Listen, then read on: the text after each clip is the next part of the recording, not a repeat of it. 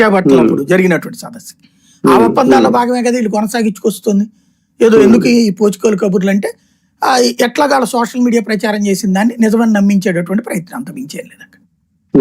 Sir నిజంగా 99 పైసలకే వైజాగ్ లో భూమి ఇవ్వడం అంటే అది అంటే అలా ఇవ్వకపోతే కానీ రావా పరిశ్రమలు, లేదంటే ఇప్పుడున్న పరిస్థితులు ఇవ్వాల్సిన ఏడాదిన్నర 2 ఏళ్ళు అయిపోతుంది, ఇంకెలాగే ఇచ్చుకుంటే వెళ్తారా రేపు కూడా?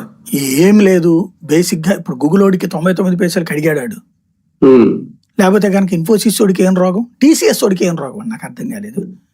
టీసీఎస్ ప్రపంచంలోనే టాప్ 1 ఆఫ్ ద ఇది ఉంటే వాడికి మనం డబ్బులు ఇచ్చి తీసుకోవడం ఏంది, ఫ్రీగా తీసుకోమని చెప్పడం ఏంది?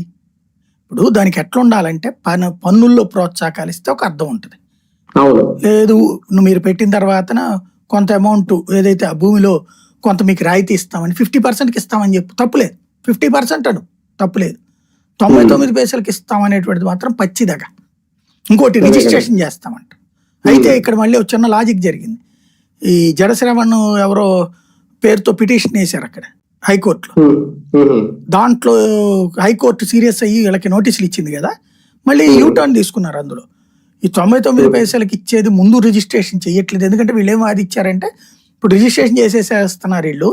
ఇప్పుడు ఏ కంపెనీ కూడా ఎన్ని ఉద్యోగాలు ఇస్తామని చెప్పిందో అన్ని ఉద్యోగాలు ఇవ్వకపోతే ఆ భూమి తిరిగి తీసుకునే అవకాశం ఉంటుంది లీజ్ అయితే. అలా కాకుండా రిజిస్ట్రేషన్ చేసే